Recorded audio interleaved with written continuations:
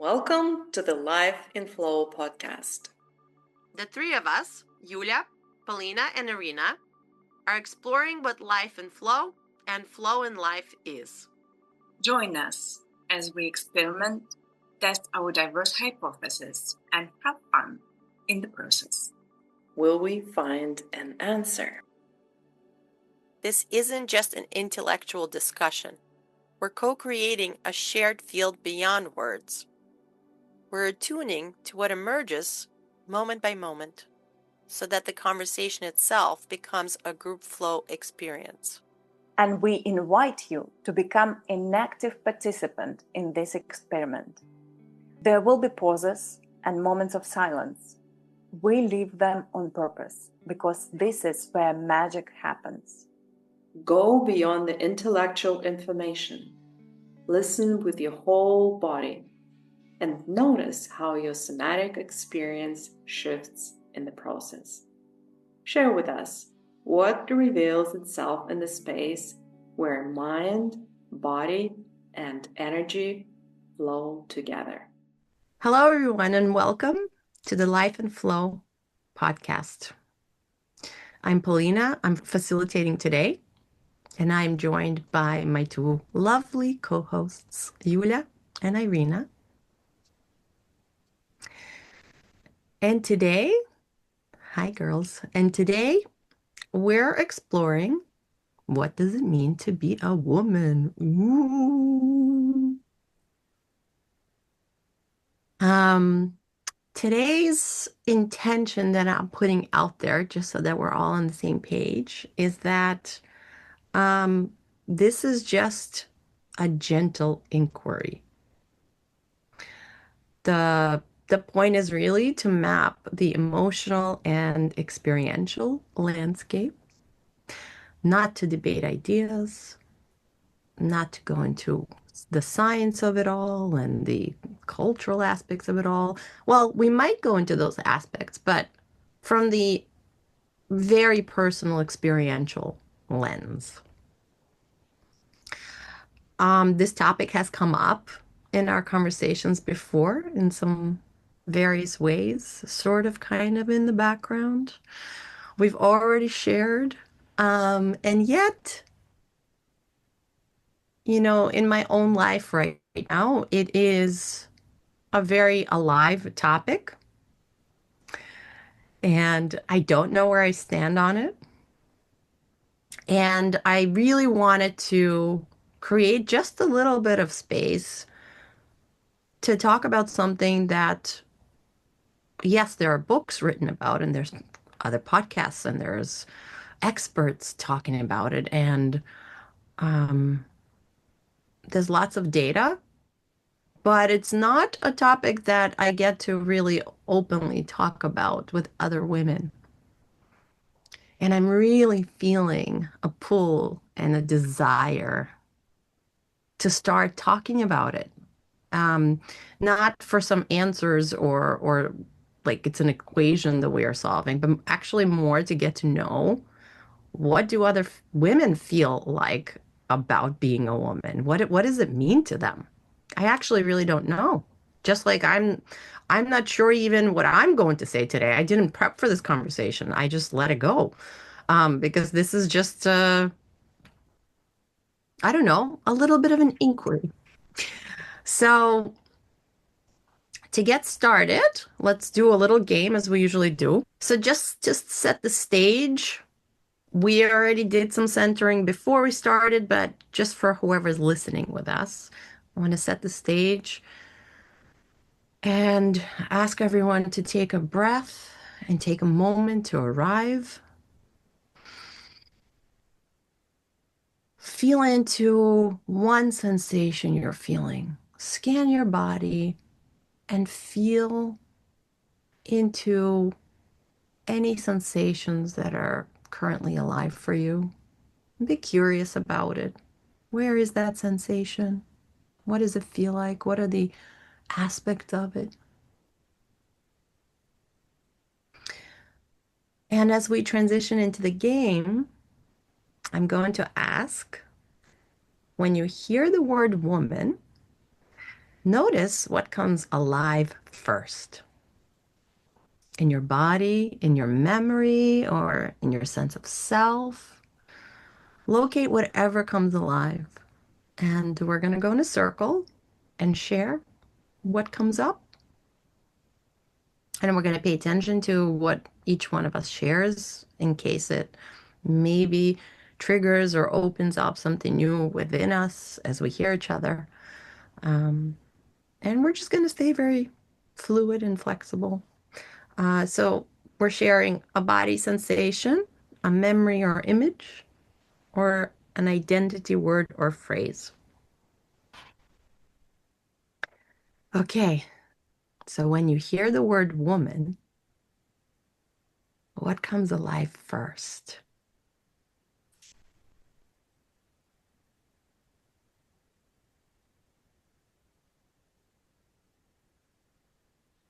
I have like a portal opening up in my chest.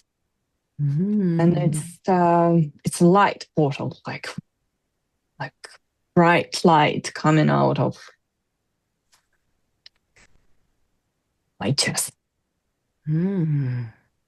Thank you. I'm sitting here today with an injured knee, and I've already thought that it might kind of like also co-create with me today, as it's my state. And I think that makes me think, when I hear a woman, that makes me think about being cared for. And it's something that feels soft, that feels gentle, that feels warm, that feels safe, and that feels that it kind of melts you. I'm letting all of that land in my system, and my system likes it.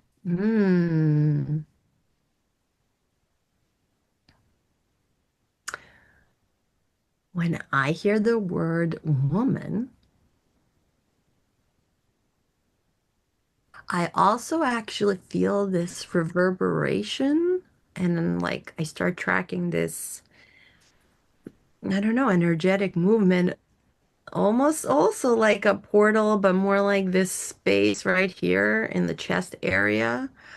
And the reverberation feels like, ooh, woman, magic, mystery, cool, exciting. What is it? What does it mean? It's like that kind of, like when the molecules are moving, but they don't know exactly. They know it's charged. They know there's power and energy there, and it's cool and interesting, but they're not quite sure where to land with it all.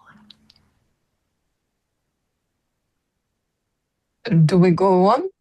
Yes, let's do one more round. And when you hear the word woman, what comes alive?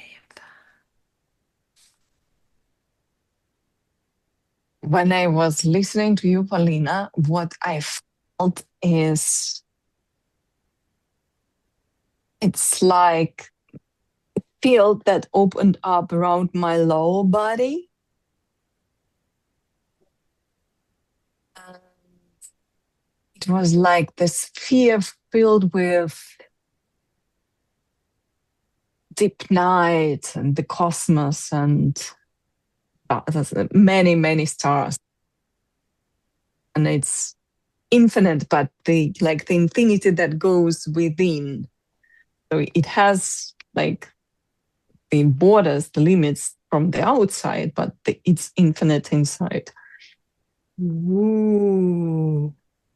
How cool.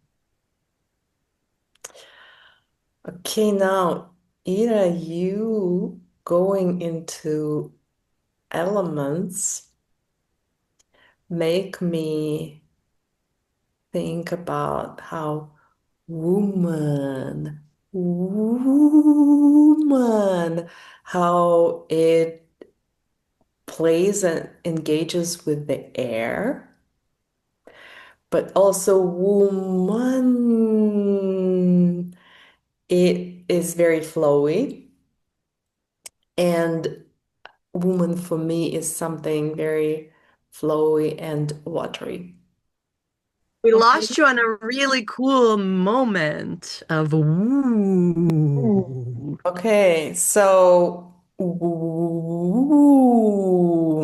for me is about lightness and air and engaging with air, and then woman,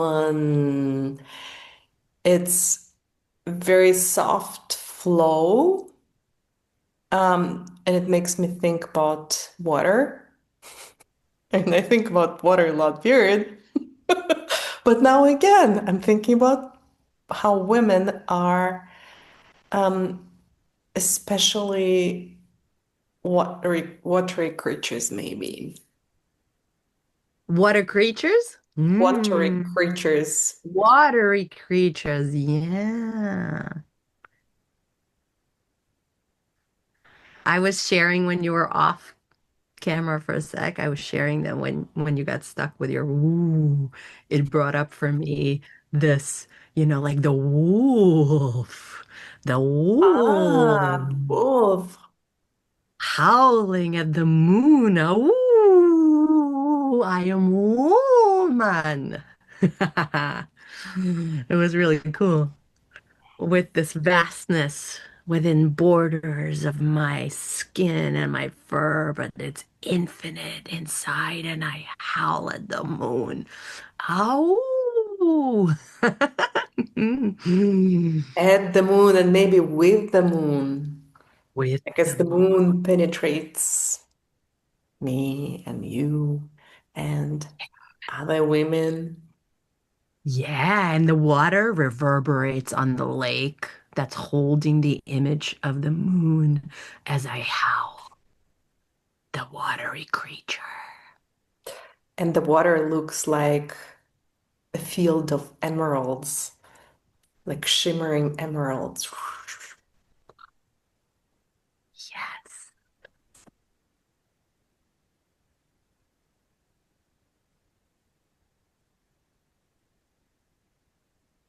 And I have the sensation of like in over this water or this lake is air, is the air spirit, is the like light.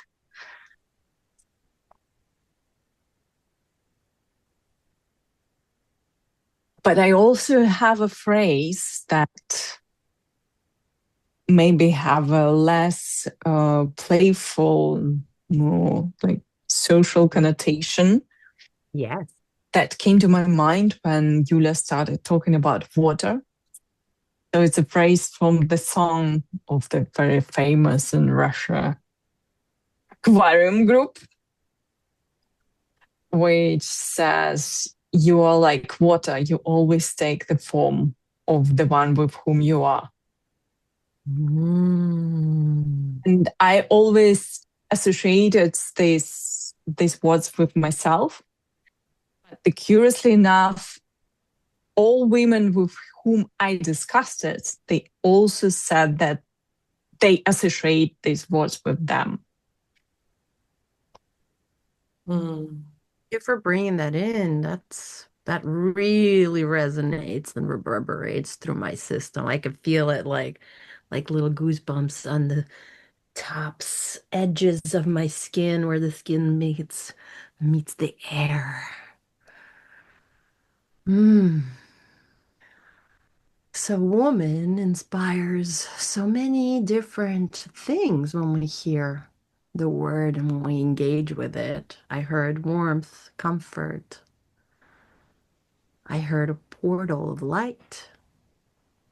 I heard deep night and stars and infinity that is within the borders. That's limitless. I heard ooh, air, and the wolf howling at the moon and emeralds reflecting on the water. And the air as spirit and light. And that water takes shape of the one it's with. What wants to be added is this feeling that I have of very concentrated, mysterious, dark matter that can, I guess, create, but can also destroy.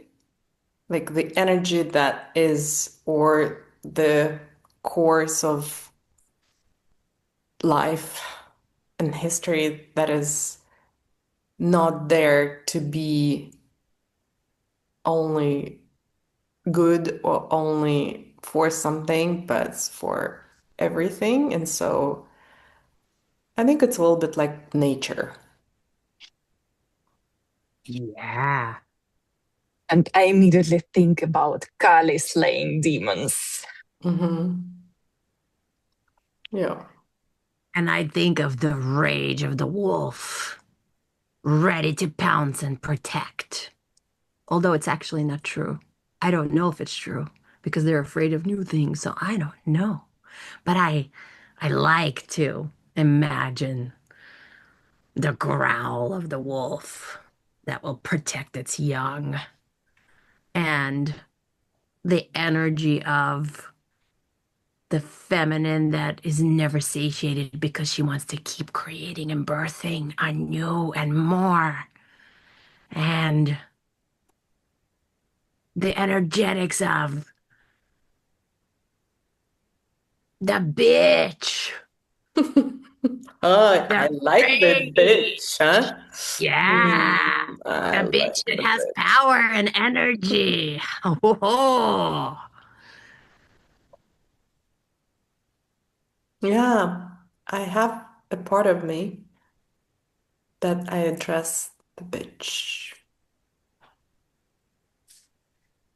Yeah, it's very curious that your two beaches, they sound quite differently, and it brings me to my sensation of like holding everything together. So like feel like all this, like the predator energy of of rage and aggression and like dark destroyer, and at the same the softness and the air and the water and just taking care and holding. So it all like comes together in the same field and without any conflict. It's all at the same time. Yeah. It feels very rich, very rich. It really just penetrates your skin. And powerful. It penetrates the field and it penetrates itself. Wow. Penetration all around in the most scary and the most delightful ways. Do you want to add anything else before we transition to the next part? Wings. What? Have wings. Ooh, wings. What color? They are made of light. Ooh. I have fangs. They're made of crystal. Ooh. I have claws. What are they made of? They are wildcats' claws. Ooh. I see bones.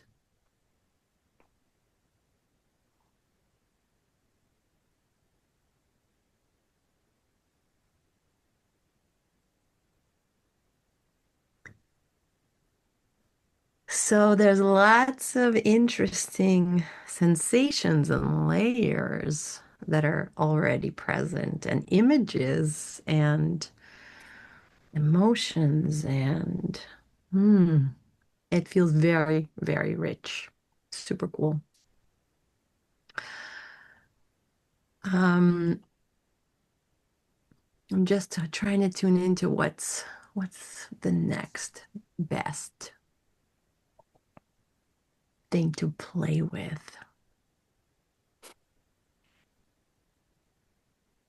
Actually, what does power feel like in your body as a woman?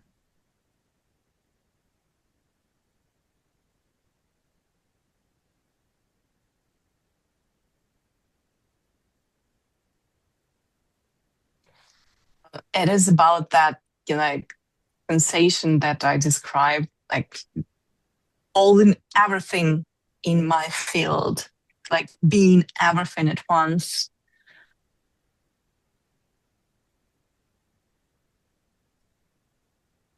Like in the universe. And what does it feel like, the like physical sensation, if there is A one? expansion, Mm-hmm. but at the same, like when very pronounced center of gravity in the center of myself. So it's very stable expansion. Mm.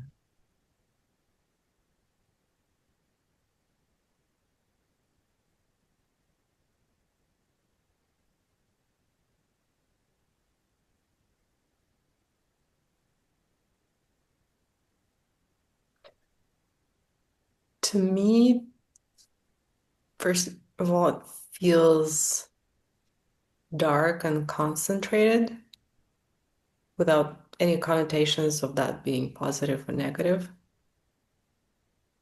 It has weight to it, heaviness, but it's not the heaviness that is hard to carry.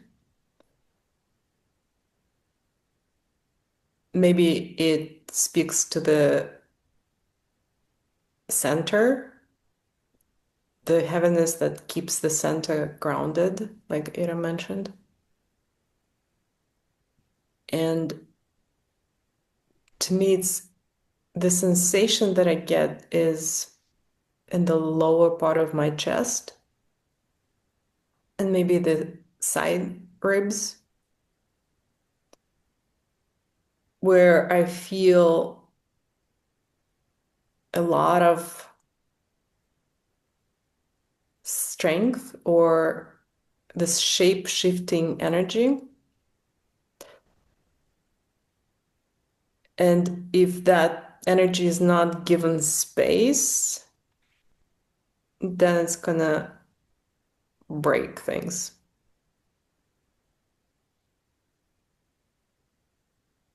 Mm.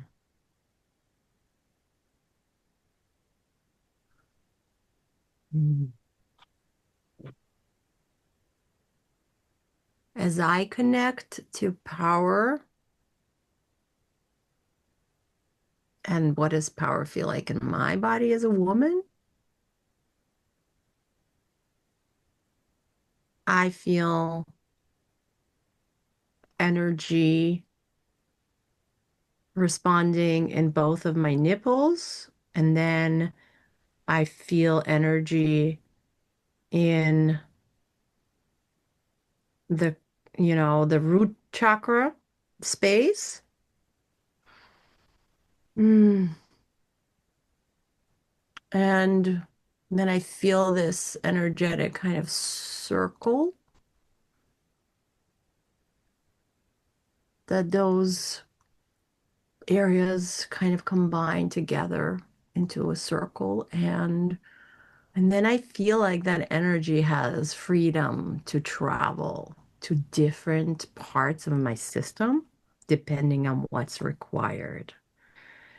Do I require the power of love? Then that's more in my breasts. Do I require the power of force? Then the energy goes down into the root. Do I require submission? Then the energy goes into my solar plexus.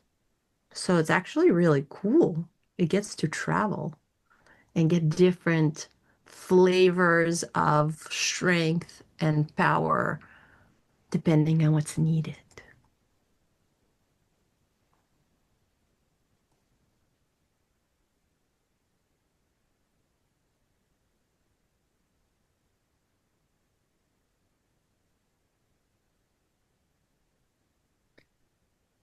When do you feel most powerful?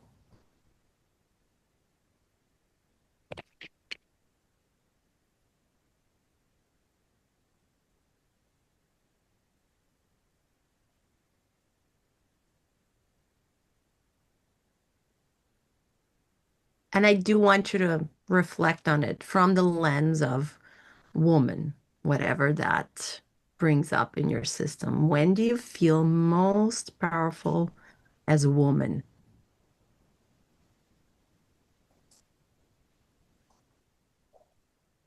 Felt the most powerful in the sacral liminal spaces of connection with my goddesses, especially with Ishtar.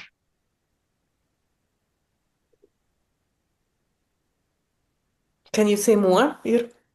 Well, that is like when I feel this like expansion and that like I am the most powerful being in the world that holds the world itself. And it's like there is this core, the center that holds gravity of this expansion and its light, and the wings of light, they're also like coming from that space. So are you saying, did you say that it's during some rituals or time when you invoke this goddess that you feel this way? It's more the trance states. Like I don't perform the rituals per se. They like more some ritualistic visualizations that allow me to connect with this energy, to commune with the deity. When you connect to them is when you actually get, it sounds like, right? That you get access to this energy of power and gravity and all of that is contained within, I guess, just not only within your being, but also within the being of what you're connecting to and channeling that's even beyond. Yeah? Yeah, but that is the thing that like when I'm connecting with her, like I'm becoming her. So it's the energy that is bigger than me, that it's coming from the outside, but I'm becoming it. And actually the constant message that like I'm being flashed with during this context the last couple of years is that exactly that this is the state that I need to train in myself. Yeah, cool. Yul, how about you? When do you feel most powerful? I have a very complicated relationship with power, to say the least. I think for a long time, including to a certain degree now still, I ignored, hid, or even denounced my power. And thinking about this question, I think it's quite challenging for me. So I do have moments when I feel the power. One category is when I'm able to stay with my center, the gravity, and hold on to this shape-shifting force and shape-shift with it. So basically, when everything and everyone is losing their mind and among the chaos, I can feel like, wow, I can actually hold myself and to a certain extent the space. I think the most nourishing space for me to feel the power is connecting with the elements and doing that by direct engagement, like hugging trees, digging soil with my hands, floating in the water or just sitting by the water and gazing forever, or moving like water. That I was just like, I'm now training with this guy who I think I mentioned here, maybe, who's about water, who says that humans are bags of breathing water.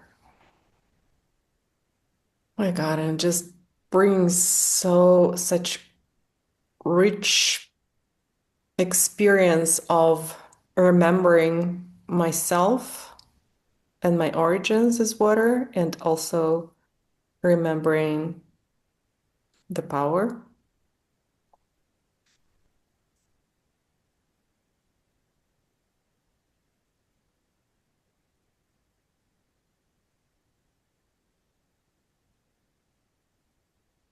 I must say that like, what I perceive from Eula's power is very like, it's like quiet power, but very powerful, like very stable. Like really like the power that holds space. Thank you. And the power that connects to the elements and has the ability to shapeshift and shift into sensations of either recognition or understanding or being part of the elements is what I was hearing and how you were sharing it. Being with the tree, being with and of the water. Being of. Being of, yeah. Yeah. Cool.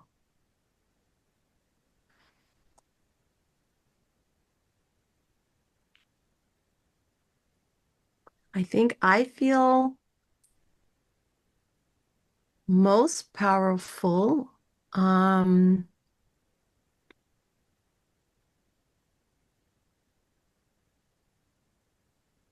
I am able to really tune in to someone, to something, to energetics, and not just understand it, but like really move with it, vibrate with it, really like and like get it and appreciate it. Like appreciate all the nuances and all of the complexity and all of the juiciness and the meat and feel like I can touch that juiciness and meat somehow. Literally, like my breasts are on fire right now. I'm feeling like there's energetics, like just being able to perceive the beauty, the nuance, the the rich complexity, the way things shift and move. And when I do that with it, makes me feel like, oh, this is so cool. There's power here. There's recognition here. There's aliveness here.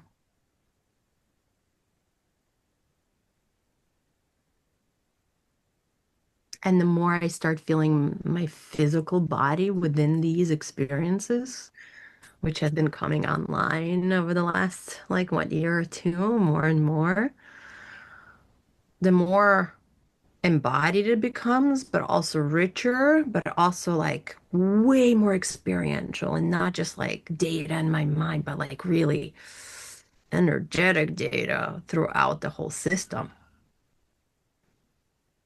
And I'm really allowing myself to speak from how that energy moves.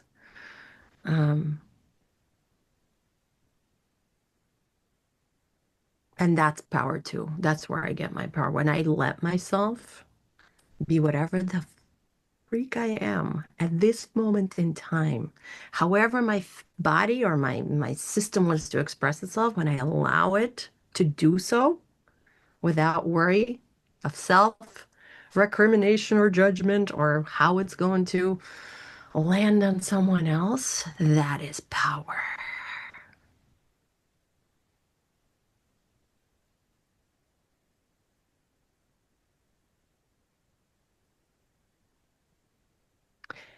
And when do you feel your power drain? Sorry, you wanted to say something. Tell me. So I sometimes write this like very, very short pieces of prose or poetry. I don't know. They're called like, and one of them was when I'm not afforded approximately the idea, because Pauline, it's something that resonated with what you said when you're allowed to express whatever it is. It was when I am not afforded my true shape, I start mm,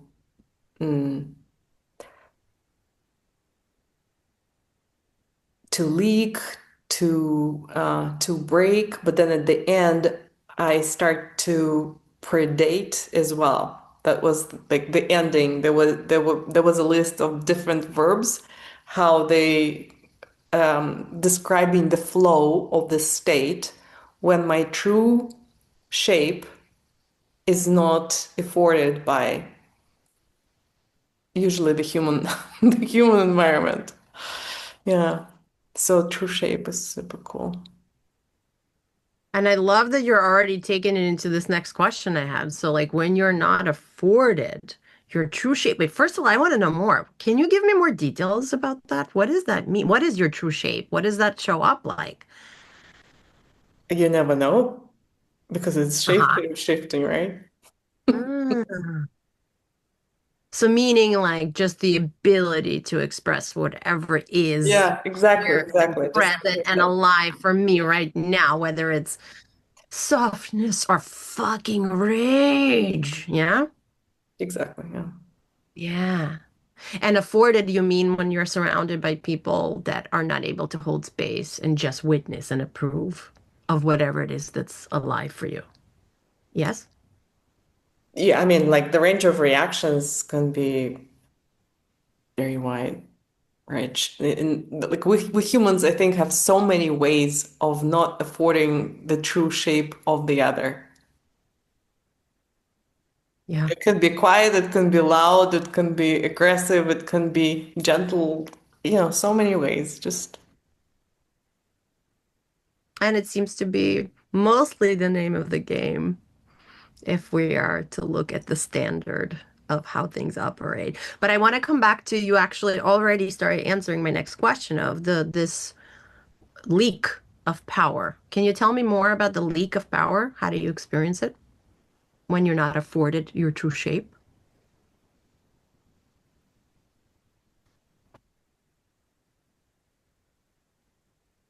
Yes, there is a leak somewhere, and I think it has to do with the center, the ability to sense, hold on, and ground in my center. And recently, I've been having experiences of very physical in nature. I mean, groundedness is very physical in nature. Even more so that where if my physical shape changes, and this again, like I've been doing it for a long time, but somehow now this experience of my core, like physical core, I mean, not like the center core, but more my stomach, like lower stomach. This is where if I have a hard time feeling it and allowing it this kind of like pulsating quality of being alive and at the same time strong. If I can do that, then that means I'm probably gonna have the whatever else is required emotionally or cognitively to express myself or my truth. But like, if I'm losing that visceral connection, then it's how the leak happens.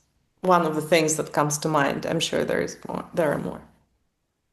So when you're not afforded the space and the honor and the time to express yourself, it sounds like you're saying that you actually lose that visceral connection in your stomach, right? Lower stomach area. And then the next thing that happens is like there's a loss of cognitive function or loss of connection to emotions, right? So there's like I have this like sensation of like energy leaking down the cauldron, right? Exactly. Lack of words, lack of coherence, Yeah. Yeah. Yeah. forgetting things I didn't ever know could be forgotten. Yeah.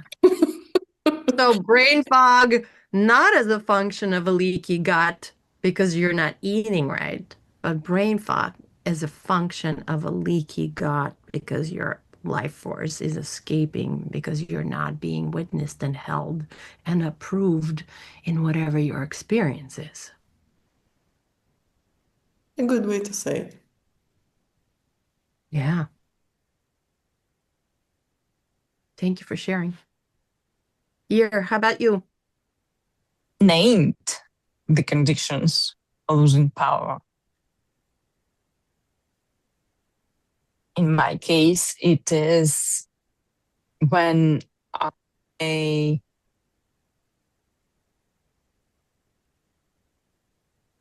condition myself too much on what the other people think.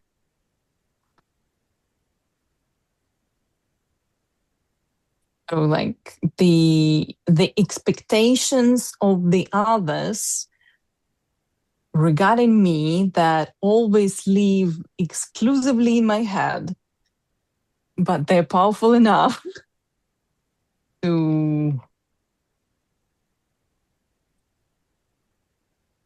rid me of my power. And how does that happen, that the ridding of your power? What is your actual like physical embodied experience of that?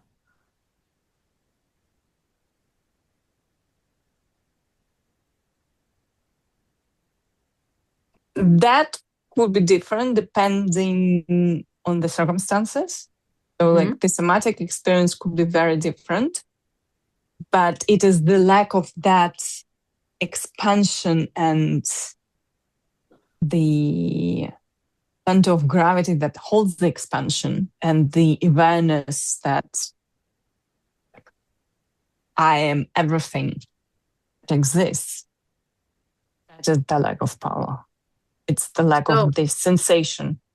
So in those moments, you feel like you're really small and What are the other like emotional markers? It's not necessarily that I'm small, but I'm dependent on the opinions of the others.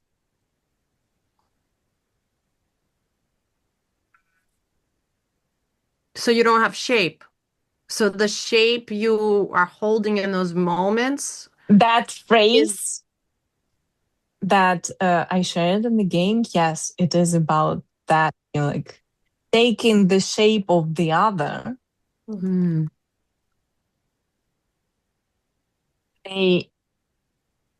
Like this game is twofold, because I believe that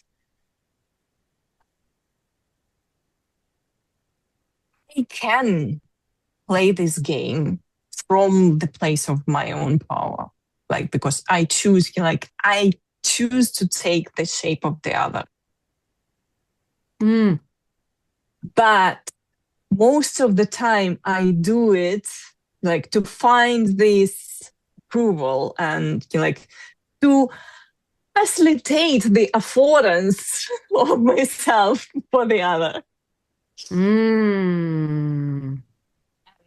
That is like giving up my power from the start.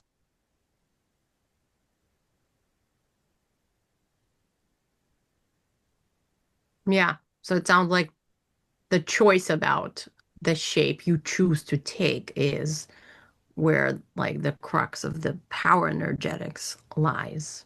Am I choosing this because I want to, for my own personal desire, for me, for my pleasure, for my satisfaction, for my needs to be met? Or am I doing this to satisfy their needs, to mold and shift into their reality, which then is no longer my personal choice? It still could be powerful, the ability to do that.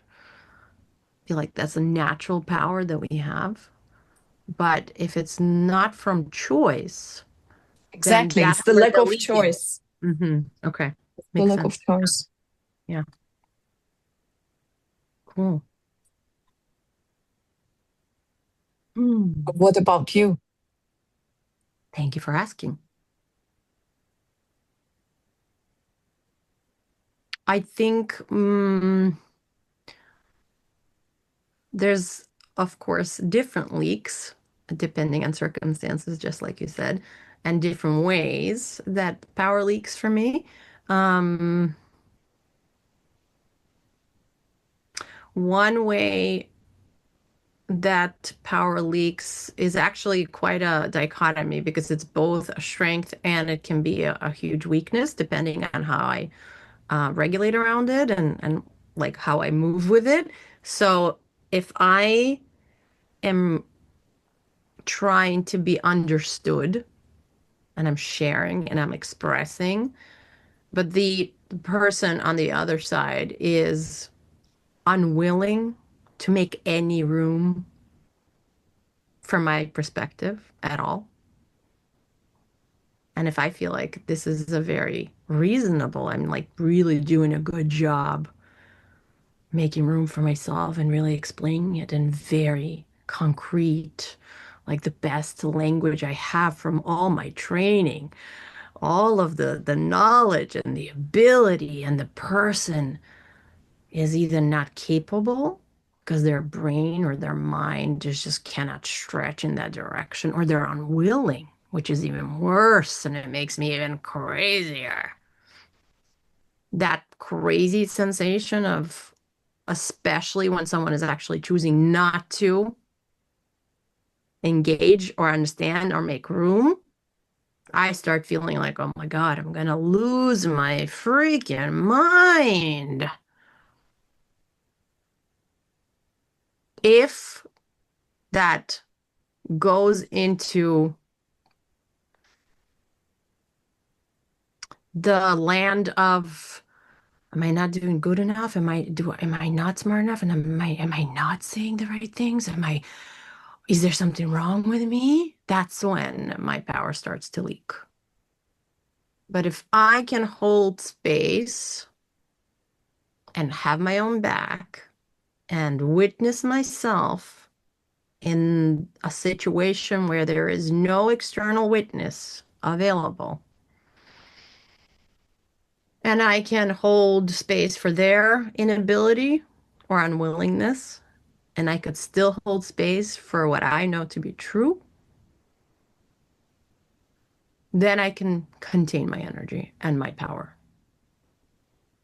And then the power turns more inward. It's more of like I'm shifting it out because I want to be understood and connect, but it's not landing. So I'm going to shift it back in and I'm going to fill myself back up. And it'll be like this kind of experience, up and down, versus leaking if I'm going into victim or sad and, what's wrong with me? And then my power leaks.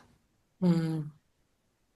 But in what you're saying makes me think about power leak or power escaping me when I choose not to use it or not to recognize it and not to acknowledge it.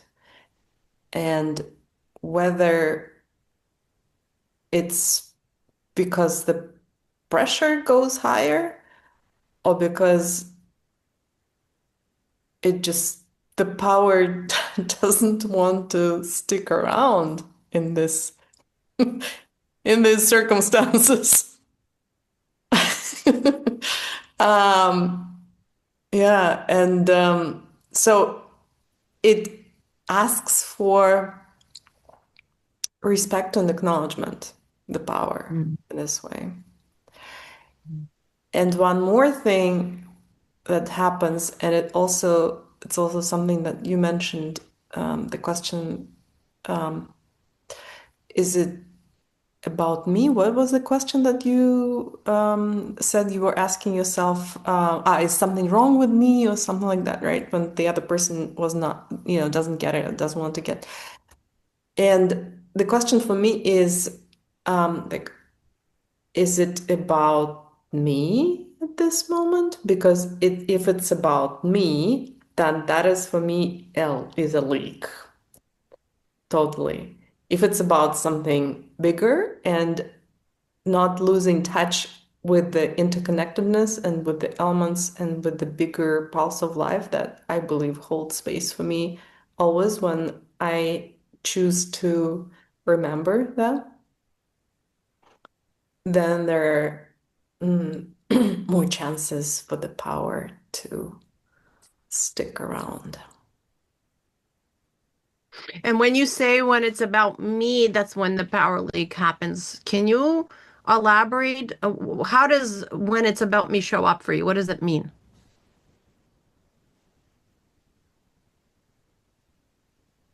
It means, is it about me, meaning that this I'm in my human shell now, one person, and it is about my not desire, but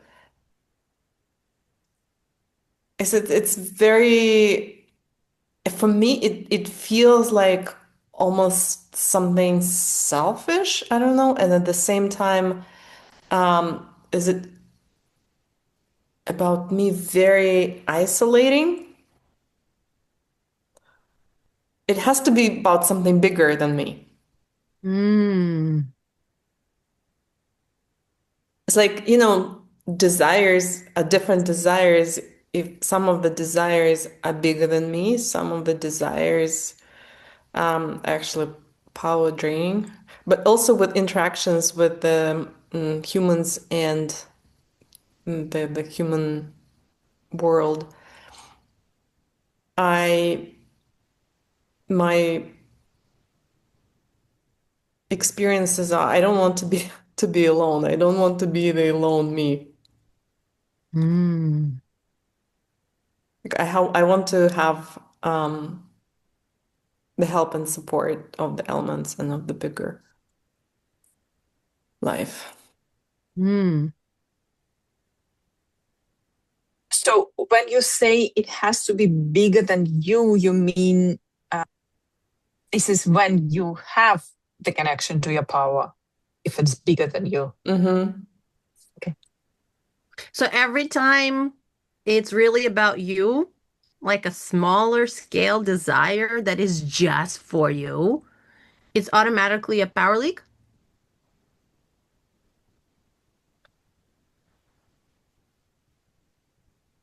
It's vulnerable. It easily becomes a power leak under certain circumstances. Yeah. Wait, what would you mind sharing? What are those circumstances that actually shifted down the leak lane? I don't know, any pressure, any other people or desires of others that get into the picture, then I prefer to not go with mine. Yeah. Thank you for sharing. Okay. Now I want to transition to the next piece of this conversation and ask what parts of you feel like you when we interact with women and what feels like it is learned. And this is a big question. I get it. We could talk for 7 episodes just on this question. So I'm just curious to get a little taste of where you are currently sitting with this. And maybe we will have more discussions later, but I want to know. Say when you interact with woman, you mean when I interact with the concept of woman? Well, if I am woman, yeah, I am woman. What part feels like really you? It's your own personal, unique experience of what that is, and what feels like it's learned and it's cultural, societal, adopted, but not quite you. And maybe you don't have this experience at all. So everything is welcome. I'm really just curious to see how the two of you sit with this question.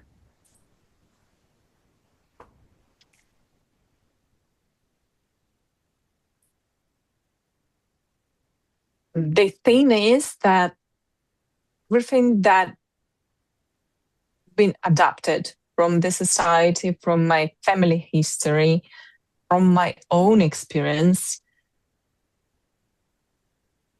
still forms my perception of me. So everything is me. Then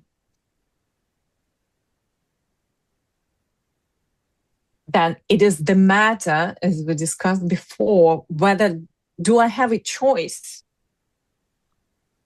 to choose the shape I want to be in at this particular moment and the specific circumstances? Do I have the connection to my power or not? And of course, there are certain things that my energy, my personal space, my perception of me has absorbed transpersonally and personally that lead me automatically to the place of no power.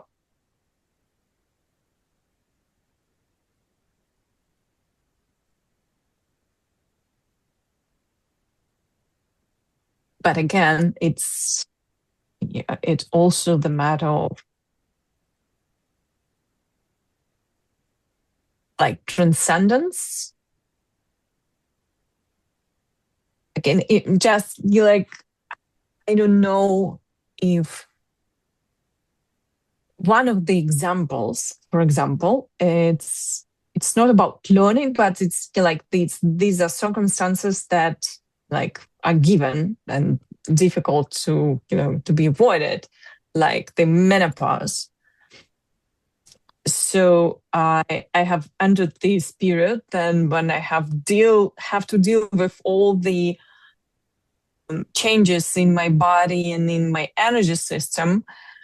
And it really, when it hit me, it was very, very hard.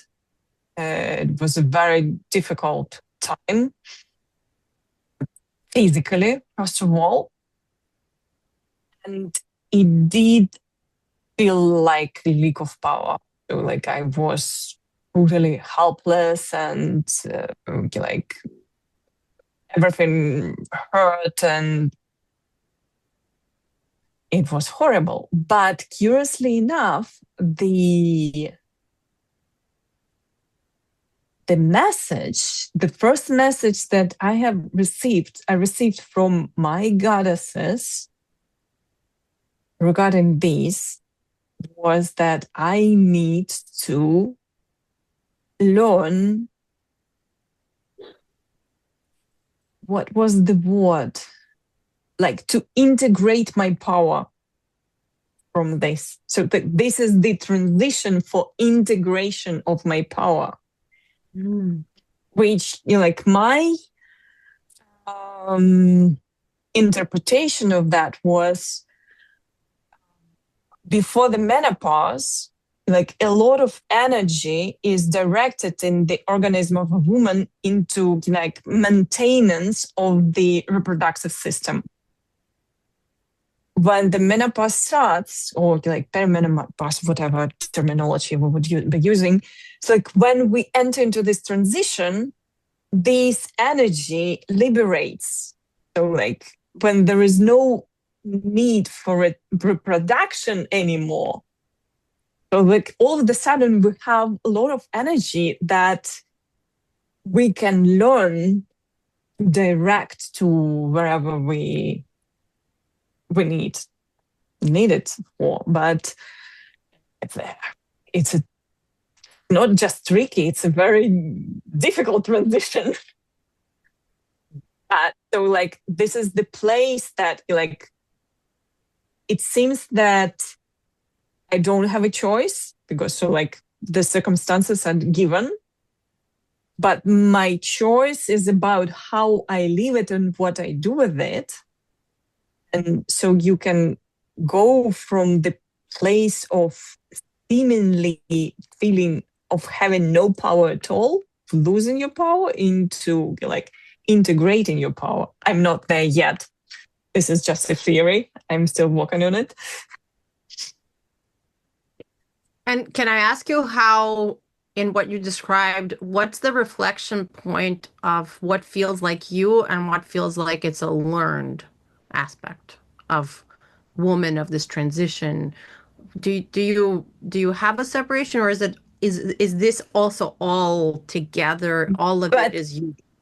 You know, like, for example, in this transition, I'm also learning. So everything what is me is somehow learned, because I'm learning to be myself. Even if when I'm going back to my power, if, like, we can describe it, it's still learned.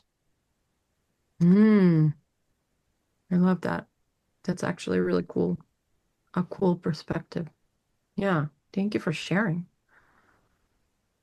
What about you, Yul? What parts of you, if any, feel like you versus learned potentially? Well, I first want to speak to learned. The question I'm contemplating is it learned or is it remembered? Because if we go to the morphic resonance theory, right? So we don't learn per se, but rather we remember. And where we remember from depends. But I guess for each of us, access to different types of remembrances is there. So the access is different. Because that's how some things feel to me. It's like remembering. For example, when I had an obsession with gardening and with foraging and with herbs that really hit me last summer. it just hit me. It just like took me, and I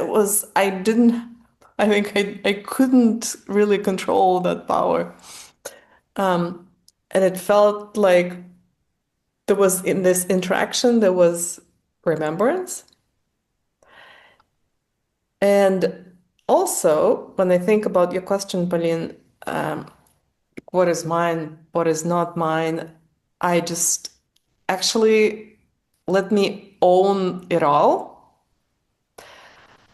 I would say the things that I have experienced or I have engaged with or I have lived through, they're mine, whether I wanted it initially, was willing, with willingness, I entered, relationships or not.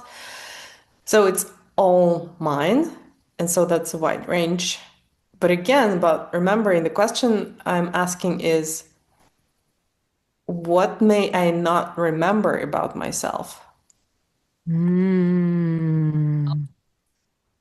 Because at one point, or actually for most of my life, now I realize I didn't remember anything, hardly anything like of my true self, of my whatever, like natural inclinations, or like that thing that gives you a sense of being. They were just not accessible to me. I think I just shielded myself from it, forgot, whatever, how that happened. So this is how I would answer then. The question is, it's what's in my field and in my recognized repertoire that I'm conscious of, versus what else is out there, and some exciting stuff probably that I would want to remember, but I don't yet. I love that.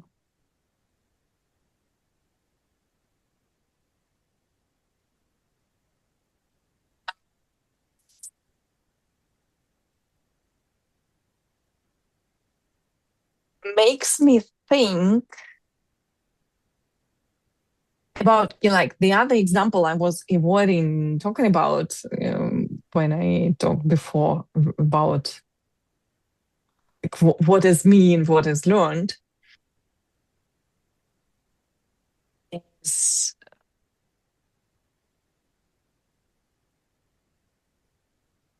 so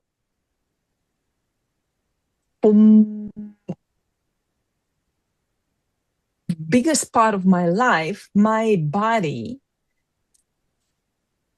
carried within itself the symptoms of the sexual trauma, which I didn't experience actually in my life. So like I didn't have the experience, but I did have the trauma.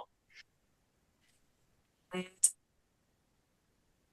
so I like this question about like what I'm not remembering about myself and what else is out there, because so like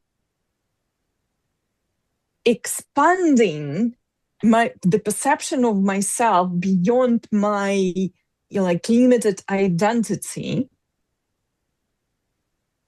is what helped me actually to overcome the trauma and like to overcome my relationship with the topic of sex.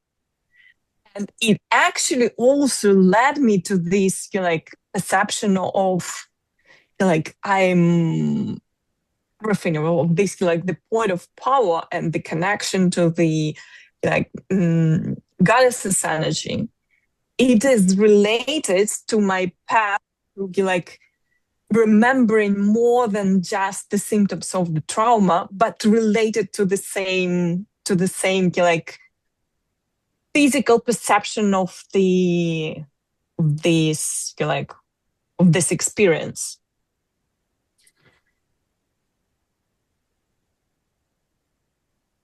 So I love these questions. Like, what else is out there? For sure. This is not where I thought the discussion would go, but wow, I love it. I couldn't have even imagined that this is what the two of you would say and, bring into the space. So freaking cool.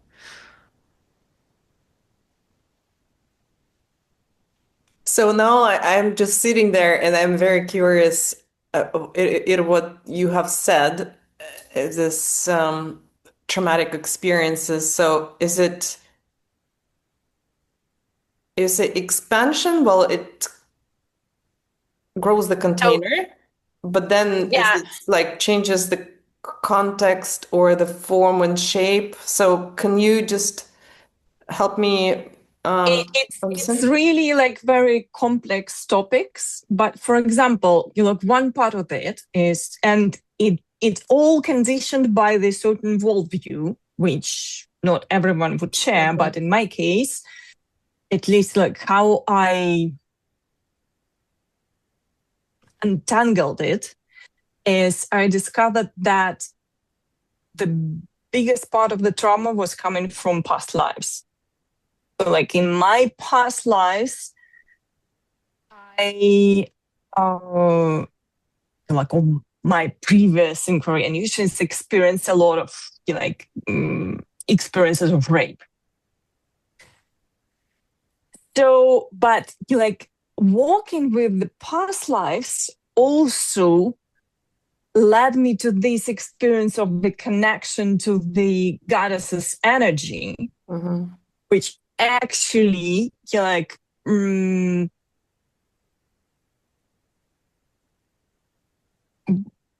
in my perception, both things were related.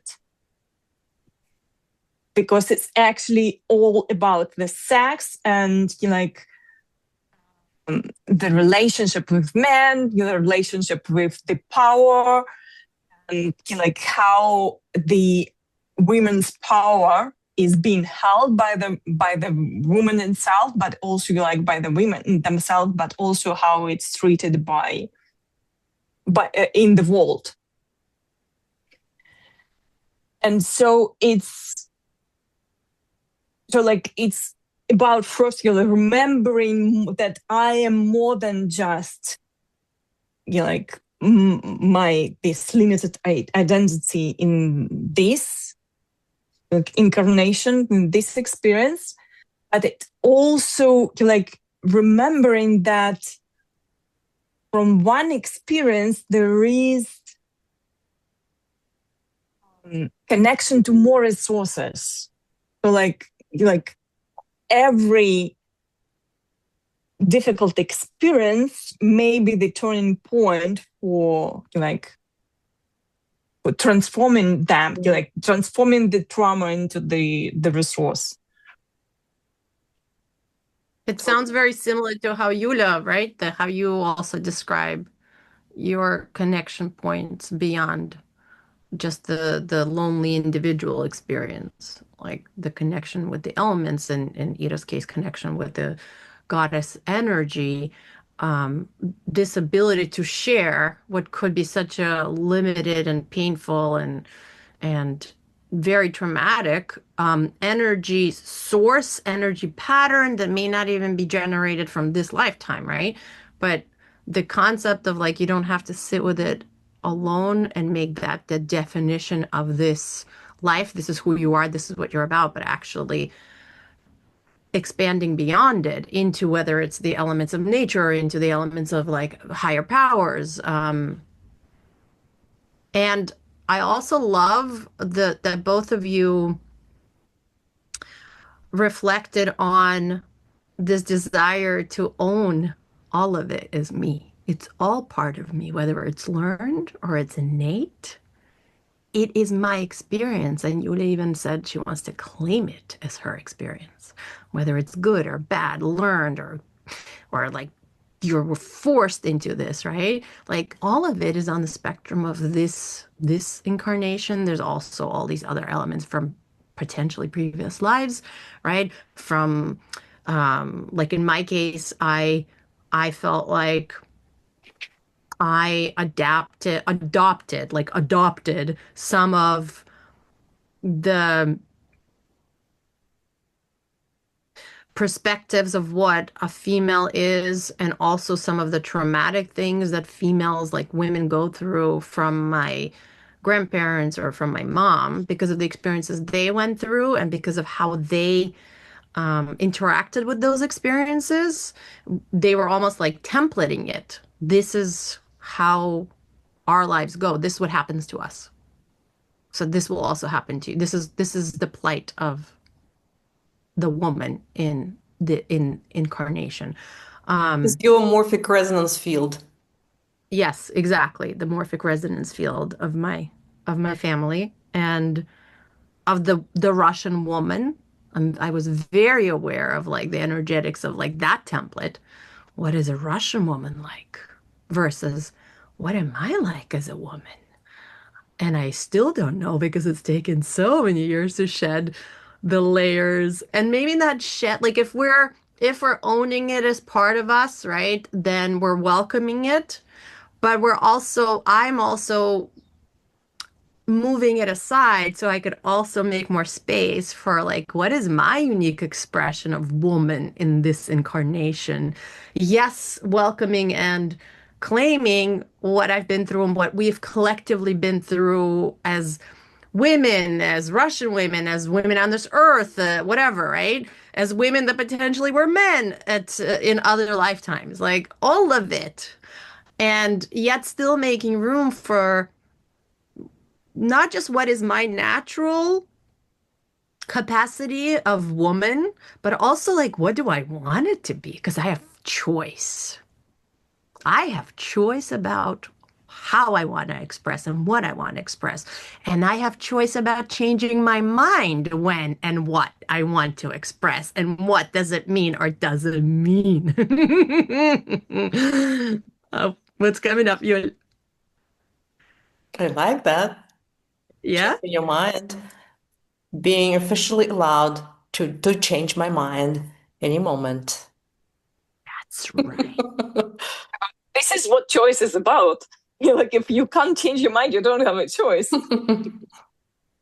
Exactly. Ah, girls, this has been such a girls, women.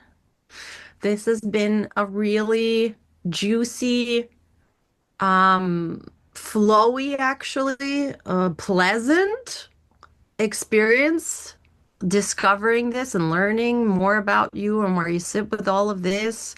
I don't know why I was worried about doing this topic because I've really quite had a really lovely time today. And just to close off, I want to ask, what questions are still alive for you after this conversation? What feels like maybe is a beginning of a new exploration? What's here for you? What are you taking away? What else is out there? This is the question that is still open. In terms of woman? In terms of women too. Like, And what we can remember? Are you speaking to what Yulia was saying? what can we remember about what does it mean to be a woman? What can we remember about like, how to be women in the world, in this world, in any other world, what the world can be if we remember more about what does it mean to be a woman. Yeah. And you? Cool. Yeah, that makes me wonder also about remembering, but also some weird ways of doing that.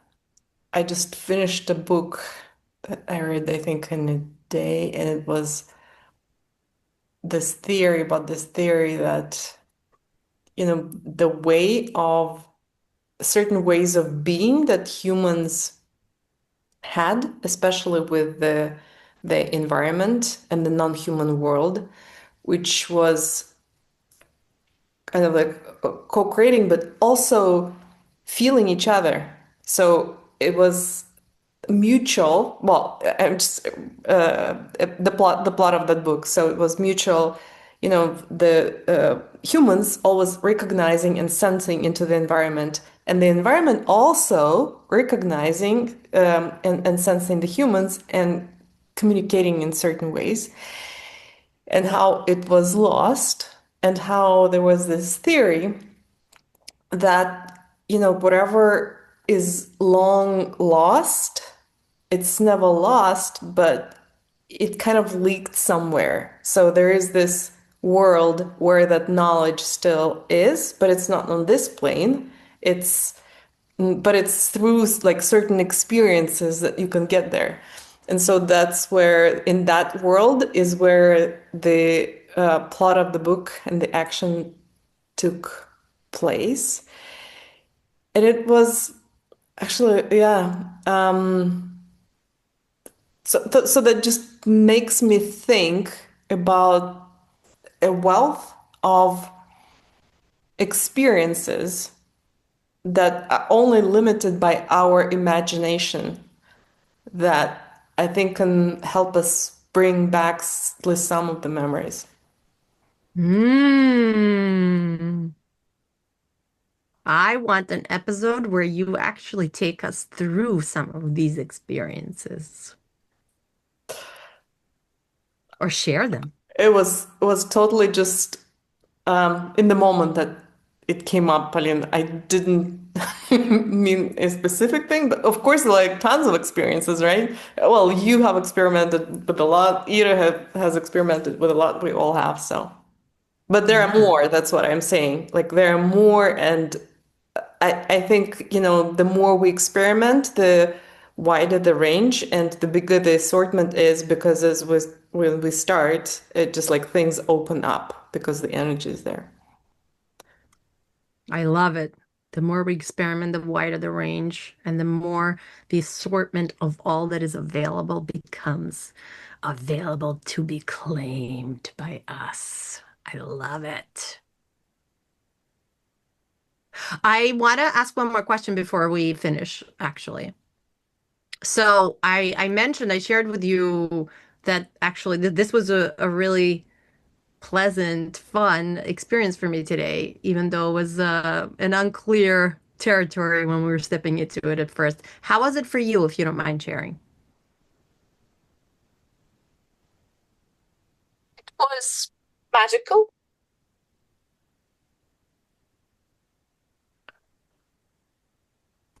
It was quite flowy, and the first time, Pauline, you brought up this topic as potentially the topic that you're going to facilitate, the first reaction that I experienced was a lot of resistance. No clue why it was, and we shortly exchanged on the resistance.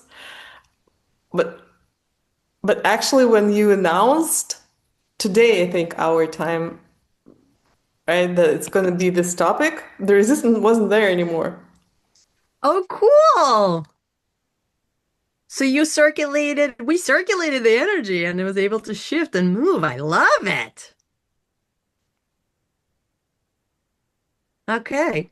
Anything Yeah, else? a lot of fun. It was a lot of fun. Anything else you want to leave us with before we close off?